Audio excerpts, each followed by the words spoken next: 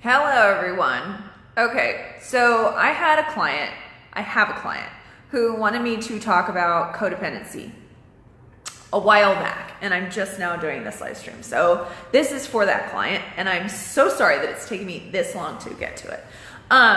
Okay, so codependency in various aspects of money, business, relationships, clients, all this different stuff. The thing about codependency is that the first thing, hey, whoever hopped on. Hey, Jack, how are you? The first thing that I'd say about codependency is that it's a hard thing to understand, and it's a hard thing to describe, and it's a hard thing to want to understand. It's a hard thing to want to get to know because it's so dark and so heavy and it's so heavy. It's really, really heavy. And the thing about codependency, hey Jen, is that you don't feel the gist of it is I'm great. How are you? I asked you that already. Yeah, things are good. I'm making some big decisions right now. Things are good. Learning how to make faster decisions, actually. What was I going to say? Okay, so codependency, the gist of it is that you don't believe that you are complete without that person. So if you don't believe that you are complete without your husband, then you are in codependency. So if there is any part of you that thinks that you are not complete until you have a partner, you're in codependency. And you need to get that shit straight, because you can never really have a whole healthy relationship if you're in a codependent relationship. It's just not going to happen. Now, can you heal that and get out of it? Absolutely.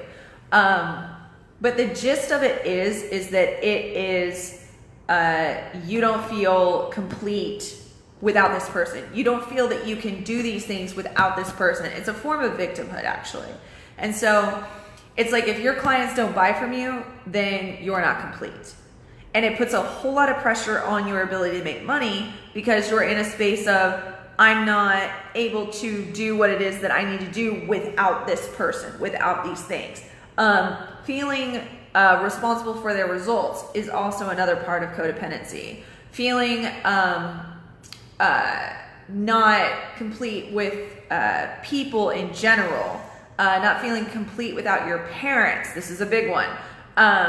If you think and you might actually be living across the country, you might actually be living across the world from your parents, but if you're talking to your parents every single day, and not necessarily if you're talking to your parents every single day, are you in a codependent relationship? But if you feel that you aren't complete without someone, that you need someone, and this is a difference between needing someone and like needing someone to feel like you can breathe. You understand the difference. This is basically like, how do I understand? Hey Meg, how are you? I'm trying to explain it. Like I'll be real honest. I didn't really understand codependency for a long time. And there was a lot of times where I would not get results in business, in life, in relationships, because I was in a codependent relationship with my mother. And the thing is that I would subconsciously stop myself from having success because I was in a codependent relationship with my mom. And this was totally subconscious, and no, my mom wasn't responsible for this, but there was a thing that I felt that if I became my own person and I started attracting the love of my life, or I started attracting a whole lot of business, or if I started, hey Rachel, if I started doing things that my mother didn't do, that I would become my own person and I wouldn't be able to breathe, because I was in a codependent relationship with my mom and I didn't feel whole. Now, my mom also had this kind of situation, and it was like a smothering, like very overprotective, like, that type of energy. But also she would project onto me like, oh, that's not you. You're this way, and you're this way, and you're this way. Basically saying that I was her over and over and over again. And it wasn't till when you're like, maybe, maybe you can get out of this, and I'll explain how you get out of this, or how I got out of it, how my mom and I got out of it. And it started because my father, because my mom was abused by every member of her family, number one. My mom was abused by every member of her family, and she literally had to disown everyone in her family. My mom's family is fucking crazy. Like, they're all fucking crazy. And they're all fucking, like, lunatics. Like, fucking lunatics. And I have no problem talking about that, because it's just like, don't be surprised if I end up famous one day and they're out there calling me that I, am abusive, that I'm this, that I'm that, that I'm this, probably figuring out how to, like, somehow get a sex tape created and just, like, totally tarnish my name and my reputation on several levels. And that's been a fear that I've had to deal with on multiple different levels, because, and of course, my aunt saw the video of me, and she's actually a coach herself. It was really funny because I went to this emotional eating retreat of like over a year ago, and I ended up, the first chick that I ran into, her mother was best friends with my aunt, who literally called me a prostitute because I talk about sex and pussy and shit like that. And she's a coach. And I was like, that bitch is seriously so fucking jealous of me, because I literally made the same amount of money that she made in 20 fucking years in her fucking business, and I'm a coach too. That's what's fucking going on. And I'm getting aggressive and angry because it was just like, fuck this shit, right? Fuck this shit. Fuck it. So I have no fucking problem going, in front of the entire world saying they're fucking lunatics. This woman tried to run my mother off the road when I was a child, and I literally saw it happen. That type of shit. But that's like, that's, like, maybe I shouldn't be that angry, but, like, working on my shit. Not perfect, working on my shit. But, if anybody understands having a crazy fucking family, I do. I don't talk to any of them. Like, rarely do I talk to any of them. My mom's probably gonna, if she sees this, she's gonna be horrified, because she actually does talk to some of them now, but it's still very, like, But the reason why I'm telling you all this is because my mom went through all this, and I saw how fucked up her family was and how crazy they are. I mean, they're fucked up. Like, really fucked up. And I have felt like I was really fucked up for a long time. Like, at the beginning of my business, I was like, don't buy from me, don't, like me, because I come from that fucked up shit. And I had to take a lot of time to realize that I wasn't completely fucked up, and that I wasn't these horrible people, because I literally think they are horrible human beings. My mom, on the other hand, is like really trying to heal and, like, be loving and kind, but I think they're fucking horrible human beings. And I'd love to believe that they're not, because they are my family, but it's one of those things that, and notice how I'm talking and what I'm saying here, because this is how codependency is formed, believe it or not. And so my mom went through all of this shit, and of course I felt bad for her because she's my mom. And it started when I was a little girl. I saw how alone she was, because she came from this huge family. I mean, and they're cool too. They're a lot of fun. And, I'd love for there to be some serious divine healing for the family. Like, I always want to believe that. But they were horrible. They're just horrible people. And what was I going to say? Okay, so my mom was very alone, and she has three other brothers and sisters. And my grandmother had them when she was 16 to age of 20. And she, here's the thing, they do the best that they can. And my grandfather is still alive at 95 years old. And listen to this shit. This is just a preview of how fucked up this family is. And the reason that I'm saying this is because I know all of you have your own family issues, but this is like, you're a leader here. This is how fucked up this shit is. He had an affair with my grandmother's best friend way back in the day, and also told me about it, and was like proud to tell me about it. And my grandmother died of Parkinson's, or some rare form of Parkinson's disease, and literally within 6 months,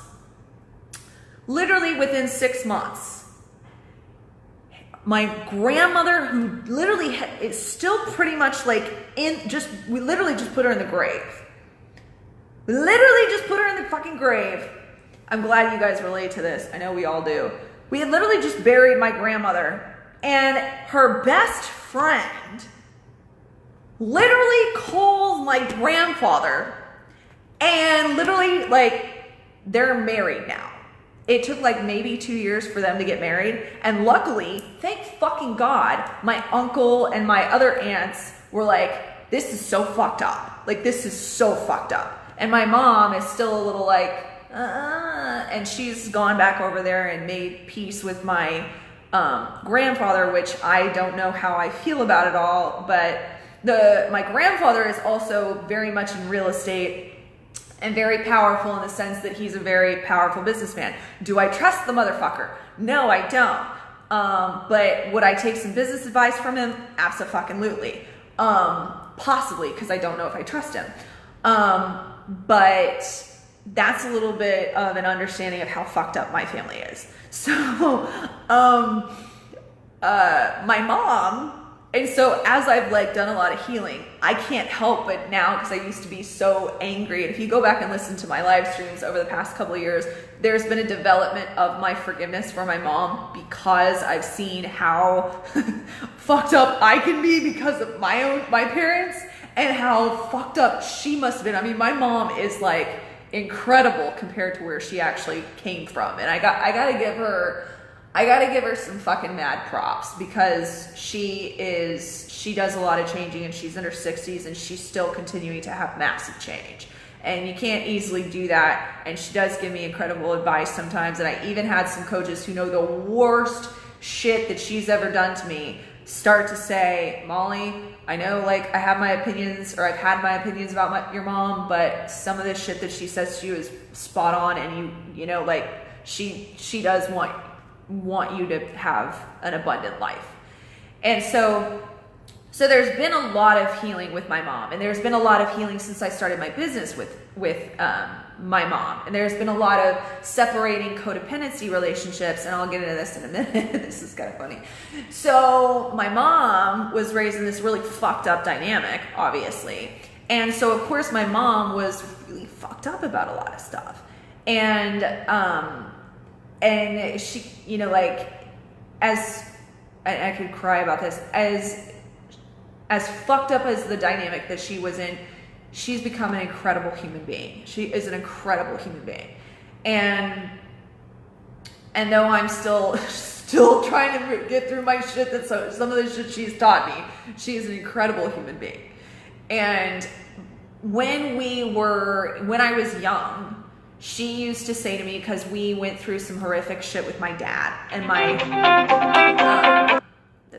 with my dad's dad and my dad's mom, and they weren't as bad as my mom's family, but like they were probably like 20 to 15% compared to my, like on a scale of fucked up, they were probably like 15% compared to my mom's side, which was like 95%.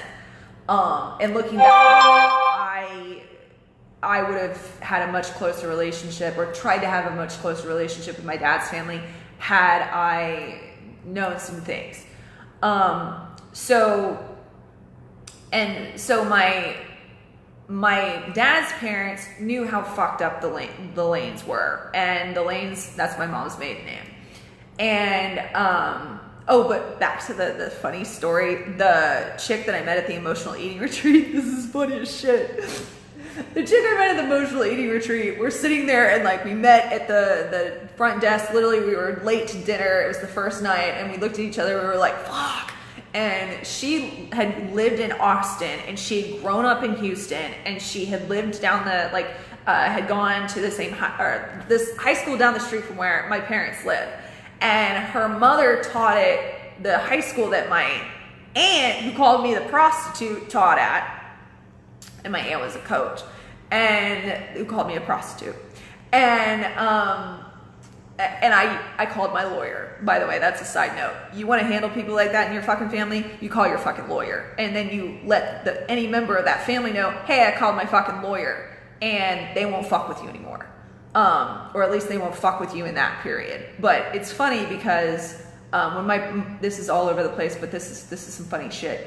When she called me a prostitute, my grandfather is like super business oriented, and my mom's brother could be a total fucking asshole, like total fucking asshole. He's straightened up a lot, but I'm not gonna hide any of this shit anymore. I'm like just gonna let it fucking fly. I'm not gonna give like details, but this is for women who are fucking scared to put their shit out there because they have some fucked up fucking families. Because I fucking do. Anyways, so my aunt calls me a prostitute. I wasn't speaking to my mom at the time. I get on the phone with my mom, and this is before I like had a lot of compassion and forgiveness going on with my mom. And she's crying and she's saying, Kay, that's my aunt's name. Kay said that you were a prostitute and that you were talking about pussy online and all this shit. And I literally just fucking like went, like, I was like, oh fuck no, you are not gonna fucking come against my goddamn business. No fucking way in hell. None. And I was like, this is fucking bullshit. And I literally called an attorney and I was like, what do we do? This is not okay. And the lawyer told me, don't do anything until if it keeps going. And I literally got on the phone. No. I sent a message to my cousin and I said, you better tell your fucking father to watch his shit, because I literally called my lawyer. And if she fucking says anything else, she's gonna have to do some legal shit. Period, the end. So all of this shit, it happened, and my uncle, when he talks to my mother, anytime they talk about me, he's like, don't fuck with Molly. Like, don't fuck with Molly. So that whole thing, business will help you heal your shit with your family.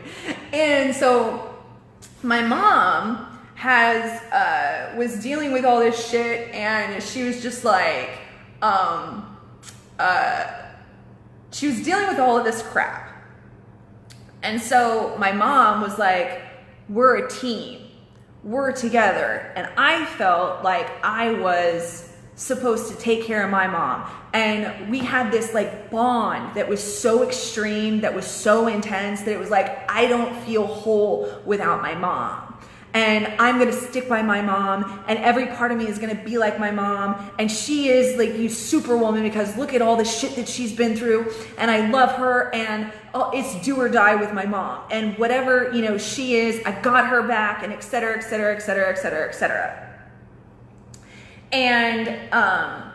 And so I was just like,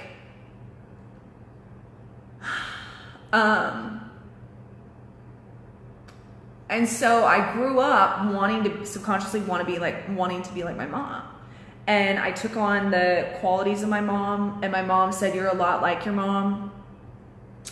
And I just really tried to be like her. And any time that I wasn't like her, it was like I got backlash and a whole lot of bullshit. And I just was like, I couldn't figure out what was going on, because I couldn't change. And it wasn't until I got with a coach and started understanding codependency. And the thing about it is that I wouldn't allow myself to go to the next level of success unless my mom okayed it. And I wouldn't even allow myself to go to the next level of success because I was in such a deep, enmeshed relationship with my mom. And my mom's been a stay-at-home housewife for 40 years and was always supported by a husband who is a total asshole. No offense to my dad and no offense to my stepdad, and whether she provoked them to be assholes is a whole other topic, but you get the picture.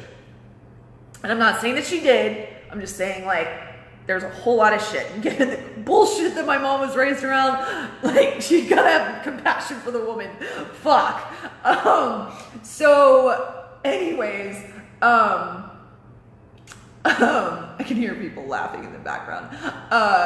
What was I saying? Okay, so, but when I was with the, when I met the chick at the emotional eating retreat, and she knew my aunt. She was like, oh yeah, my mom's best friends with your aunt. I was like, my aunt is a fucking bitch. And she was like, your aunt is a fucking bitch. I was like, my aunt is a fucking bitch. And she was like, okay. And I was like, she called me to fucking prostitute in my business where I make $500,000 a year and I coach women and help them make millions of dollars and they get out of codependent relationships and they literally change their lives. She's a fucking bitch. And yes, I have like a record of her saying all this stuff. So this is not slander. This is actual truth. And I might take this down because of what I'm saying, but people who are watching, you get it. I'll keep it up for like 24 hours. Well, I mean, you can download it anyways, but whatever. Anywho, so, oh God, what was I saying? So anyways, so the, what was I saying? Okay, what was I saying?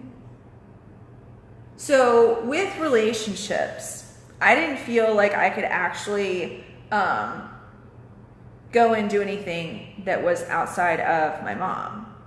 And so it was this codependent thing. So, and I had to have her approval. I had to have, you know, I had to make sure that, you know, things were, I had to stay in the circumference of the way that my mom was.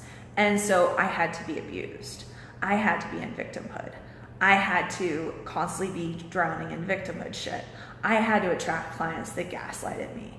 I had to attract people who would make fun of me, bully me. I had so many people who bullied me. I had so many men reject me. I had so many times where I was just had shit handed to me across the board. And it was all like, if I were to have gone out and done my own thing and had success or had serious, you know, romantic relationships, it was like I was literally like killing myself because I wasn't whole without her. And so it was like I was her and she was me. And this is a funny story. So what was I gonna say? Hey, April. I don't know if I said hey, Nicole, but shit, what was I saying? So what was I saying? Oh fuck, what was I saying? Oh yeah. So my mom and I finally got to a point where I was like, I knew what this was, but I didn't understand what it was. Like I knew this was some fucked up shit. And I knew that my mom was like literally saying I was just like her. I was just going to be like her. I was going to marry wealthy and play tennis for the rest of my life and all this bullshit. And it was just like, I was constantly taking on her shit and being her. And I was constantly saying, I'm not you. And I screamed it at the top of my lungs. I'm not you. I'm not you. I'm not you. Over and over and over and over and over again, because I couldn't seem to separate myself from her shit. And I couldn't seem to, the way she was speaking over me, I couldn't seem to break free from it. And I couldn't fucking figure out why. And I was like, what the hell is going on? And I was just like, okay, well, what do I do? And so I was just like, what do I do? And so I basically had to cut off my relationship with my mom in order to say, I'm not you. And so I cut off my relationship with my mom, and I was crying, and I was spending time with God, and I was like, you know, I was feeling so guilty, and there was just like this, like, and the codependency shit was there, and I was feeling so guilty, and I was like, God, I need you to like, and it was interesting because I felt like God was always on her side. God was always like, Molly, this is who you are. This is how things are. This is what's going on. And I remember saying to God, I need you to show up for me. I need you to defend me. I need you to have my back. I need you to tell my mom to back the fuck off. And And I was like, if you keep not answering my fucking prayers, you need to show up, because this shit is not cool. And I was speaking to God this way. I was like, you need to get this woman off my back. It is not okay. And I was like, I don't know what the hell this is, but it needs to get off me. Get it off me now. And I talked to my mom like 2 years later. I don't know how long it was. It wasn't 2 years. I don't think we've ever gone that long without talking. It was like 6 months, I think it was. And we were talking on her back porch. And she goes, I'm so sorry. Like, da da da. She's like, God showed me so many things. And I was like, what did he show you? And she's like, I just was in the bathtub one night. And I was just laying there. And she was like, oh my God, I get it. She's not me. I get it. She isn't me. Holy shit, I have been thinking that she is me and every part of her is like me, and she is so not me. Holy shit, I get it now. And I was like, what in the hell made you finally get it? And she goes, well, I don't know. It was like God like literally came down. It was like showing me your face where you're like, I'm not you. And she just goes, she got it. And I was like, okay, God, you're actually fucking there for me right now. Holy praise God. The miracles are fucking happening. And that was when I started to separate myself from my mom, in the sense that I realized that I'm not my mom. And we can have separate identities. And we don't have to have this enmeshed relationship.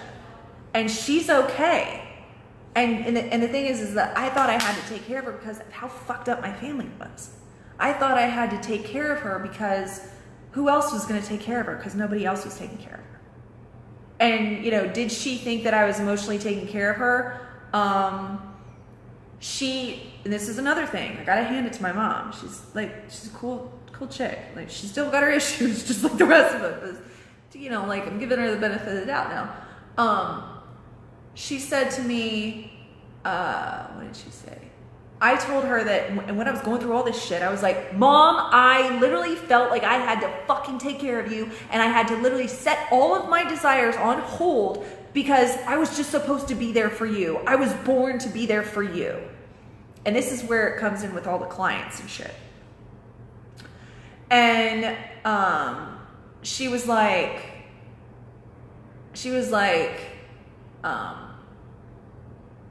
what did she say? She was like, well, you weren't emotionally there for me. I took care of you. I was your mother, and et cetera, et cetera. And one afternoon she called me and she was crying, and she said, I didn't know that you were emotionally supporting me, but looking back now, I realized that because of how fucked up things were, you really took it on yourself to emotionally take care of me. And I'm so sorry that you had to go through that. And I am so sorry that you felt that you had to be there for me that much. And you don't have to be. I'm okay. I can take care of myself. And from those big moments, we have really started to separate. I really don't feel like we have a codependent relationship anymore. But it's taken a lot of time, a lot of work, and a lot of time. And just because we started separating didn't mean that there weren't aftermath effects of the situation. And there weren't,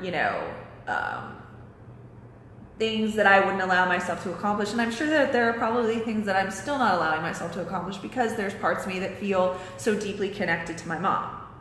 And so you have to constantly be watching that. And in terms of relationships, that's a really good example. And so how do you pull yourself out of it? You recognize the pattern. You do everything you can to recognize that you can pull yourself out of it. And you, in terms of clients, you recognize that your clients are not your responsibility.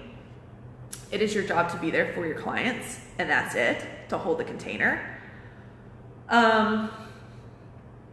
And in terms of business, you need to look at, do you have codependent relationships with people in business? Because if you do, then you aren't going to feel whole and capable of having success if you don't have that person. So if I had a codependent relationship, for example, if I had a codependent relationship with my mentor, and I let go of that mentor, I would feel like I couldn't survive without that mentor. And the thing is that I wrote an email about this, and if you're not on my list, go to mollystuff.com/manifest-fast. I had a conversation, or I wrote an email today, and you have to understand, I've had clients who talked about that their coaches felt that there was a codependent relationship being formed. And you have to be careful about it, but you also have to be aware that you might be fearing that it's happening, but it's not really actually happening. And you could be letting go of a mentor who's really, really amazing. And so you want to be aware of that. Now, in terms of money and a codependent relationship with money, you want to look at the codependent relationships you have with people, because most likely, with my mom, because she was always so dependent on other people and so scared about money, petrified about it, there was a part of me that had to hold on to that same belief, because it was like, if I let go, then I wasn't whole and I wasn't complete. And it takes, you have to find out where it originated from, you have to make peace with it, and you have to make sure that you're whole on your own. And that is the number one thing. So if you have any questions, you can PM me. Feel free to tell me about how you feel about this topic, and I hope my message has helped you as well. So yeah, this is an interesting live stream. I will talk to you guys later. Okay, bye.